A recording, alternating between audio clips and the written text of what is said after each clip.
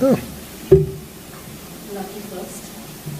Even before I ask my question, I'll introduce myself. My name is Nara Lokesh. I'm a true Bangalorean, but married to a Telgai. Ah. And I've realized that movies are everything. And your father-in-law's dialogues make it common conversation for us at home. So, starting with that. Thank you. Minister Lokesh, you've often spoken about positioning Andhra Pradesh as India's next startup state.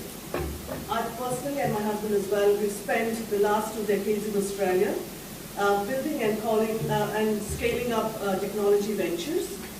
I've seen how ecosystems mature when innovation is made sustainable, not just exciting. Now, how does your government envision creating a sustainable startup ecosystem in Andhra Pradesh?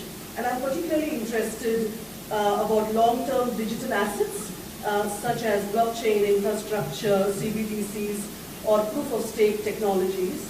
And would you be open to exploring global collaboration models that have worked well in markets like Australia? I think it's a very valid question. We believe in the power of mentoring for any startups. There's capital available everywhere, but there's no mentoring available. So the approach that we've taken is we've created an incubator/accelerator, which is the Ratan Tata Innovation Hub, which is based out of our greenfield capital city, Amravati. And then we have nodes across the various strategically important areas. So we have another 4 nodes. And each of these nodes and the main hub are working with the private sector. So we have Tatas and their leadership mentoring the node in Amravati. We have Adani's mentoring a node, Jindal's mentoring a node, Greenco, which is a homegrown renewable energy company, they're mentoring a node. There's Mega, which is an infrastructure company, again homegrown, they're mentoring a node. So, and it's one, we got the private sector. 2, we got the academia. So we got all the private government universities in those nodes in the areas that they are to also be part of this. And then we are backing it with funds. As a state, my strong belief is government shouldn't be spending money directly. We should raise fund of funds. Right? I think now we are at that position as a country that we can do it. So we're looking at innovative models where money is actually being raised. This entire initiative is being headed by a very young IAS officer. She is from IIT Kharagpur. So we matched bureaucratic leadership, political leadership, and the entire process around it. We just launched it, I think, about 45 days back. So we'll be more than happy to engage. So the Economic Development Board representatives will be staying back. So, they'll be the first port of call, and they can lead conversations from there. They can introduce you to the CEO of RTIH. So thank you. Thank you, Minister, and thank you for making the time to come out and presenting so forcefully the argument for investment in Bangladesh.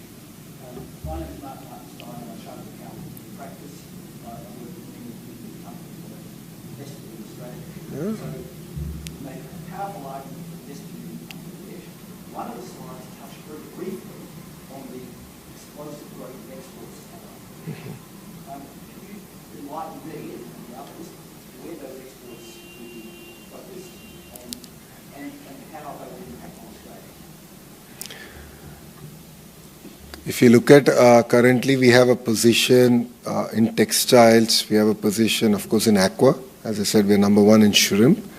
And a few other sectors that we're actually doing quite reasonably well. Kia cars made in Andhra Pradesh do get exported around our region. So we have taken a strong position there. Of course, IT exports continue to grow in my state. So that's very, very important. To specifically answer your question, I believe it's a two-way trade. So the way I look at it is the great opportunities for Indian entrepreneurs and Andhra companies to actually look at investments in Australia. So, to be fair, the government has been exceptionally proactive, and the conversations that I've had at the federal level, at the state level, also at, city council levels. It's been very inspiring, the kind of vision that the politicians here also have. So we've started looking at, and we started talking to companies in my state, some who are based out of my state, some who have invested in my state, to look at opportunities in Australia.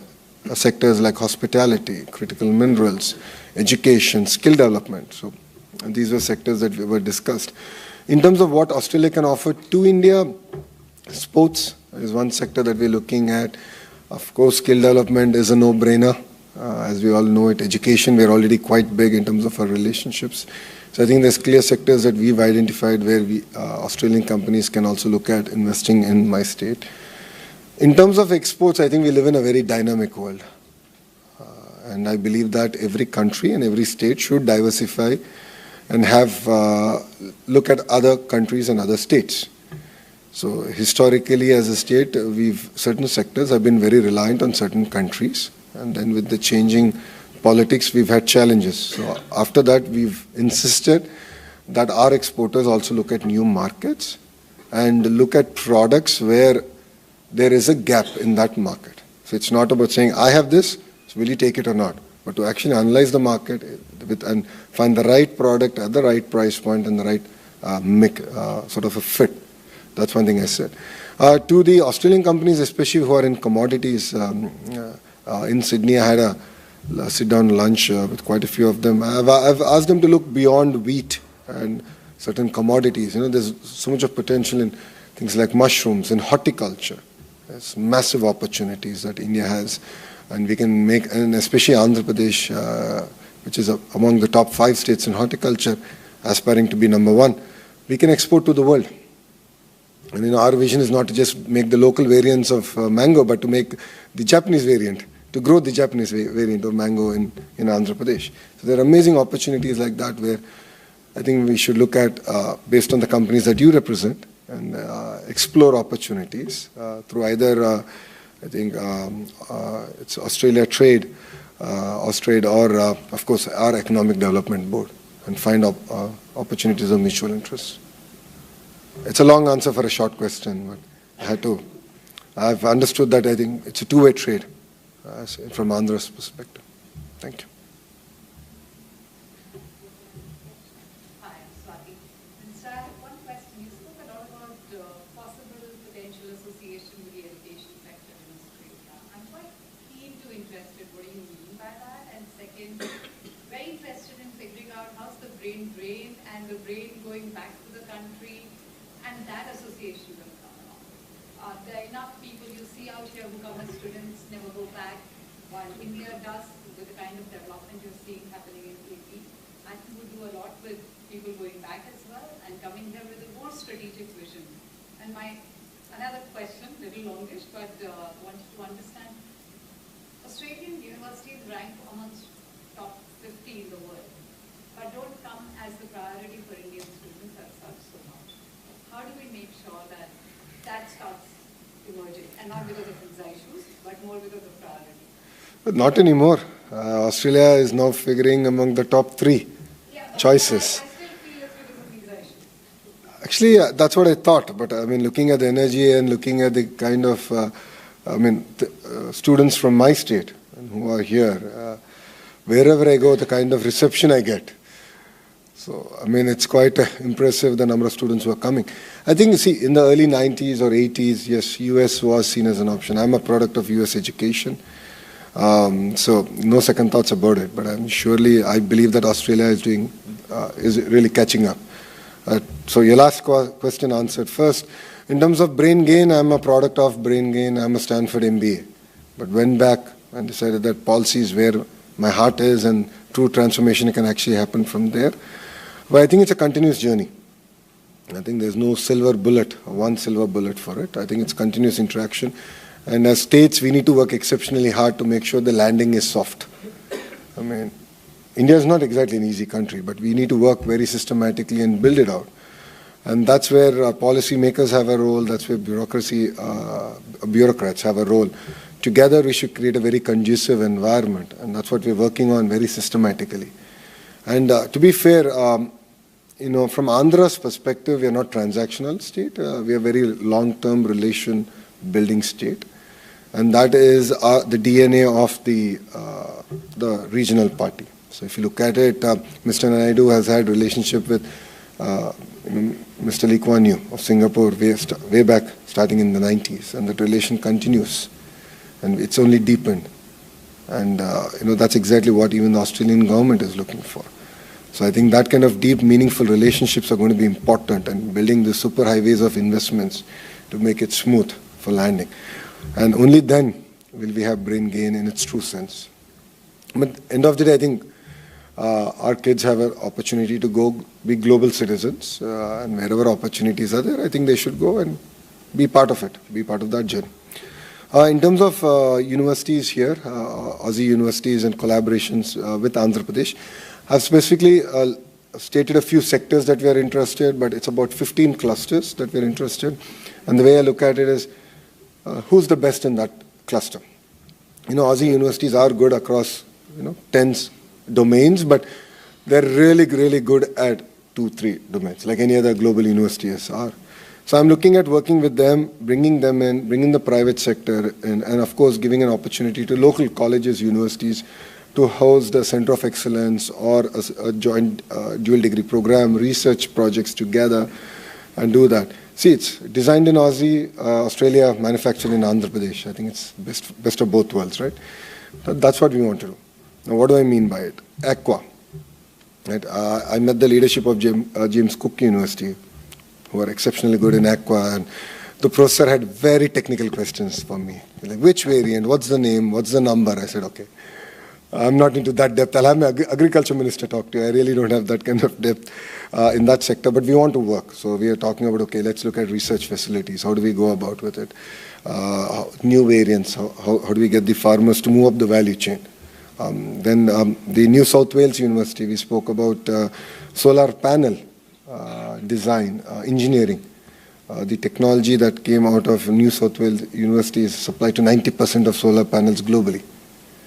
And I have 5 out of the 10 manufacturers in Andhra Pradesh with an annual output capacity of 100 gigawatts, but I don't have a technical program around it. I don't have a skill upgradation program around it. So I'm going to work with them.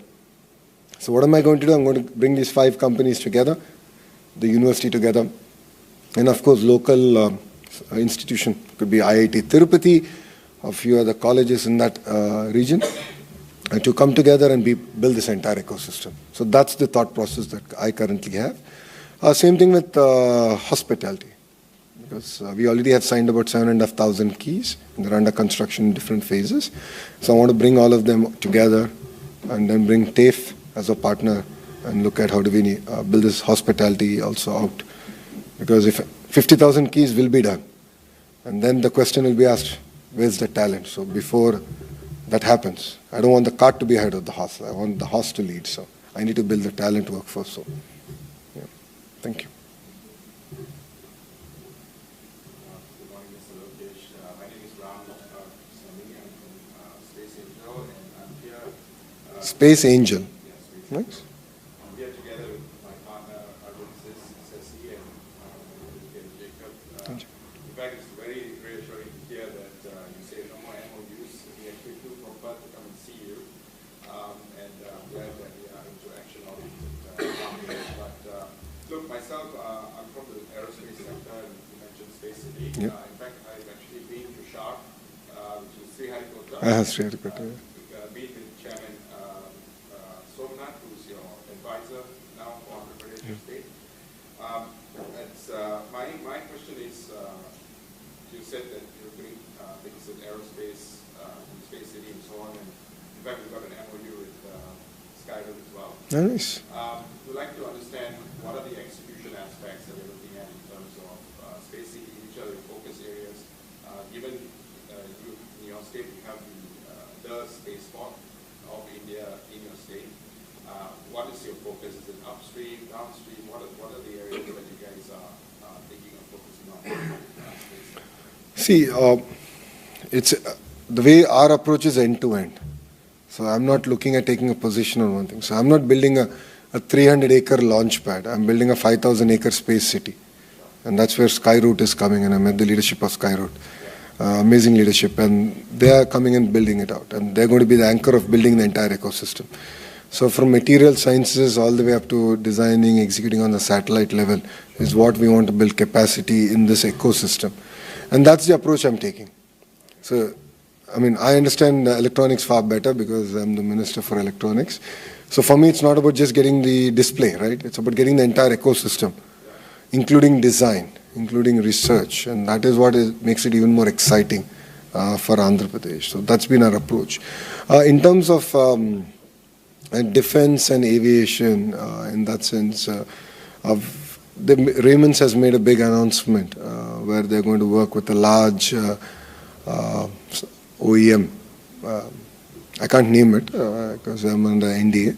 I don't want to get into trouble and be sued. So the idea is we're going to build that out, work with them, build their ecosystem. I met the leadership of the OEM. I didn't ask them to come down. I said, give me a Rolodex.